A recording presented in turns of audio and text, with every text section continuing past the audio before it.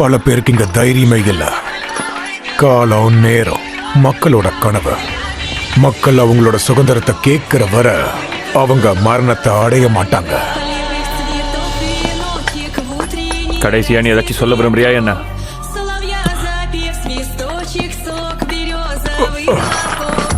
இதுக்கு மேல நேரத்தை வீணடிக்க வேண்டாம்.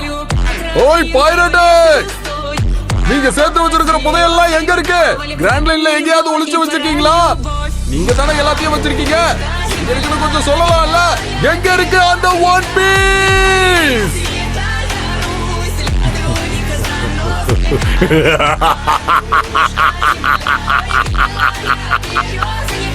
என்னோட புதையலா?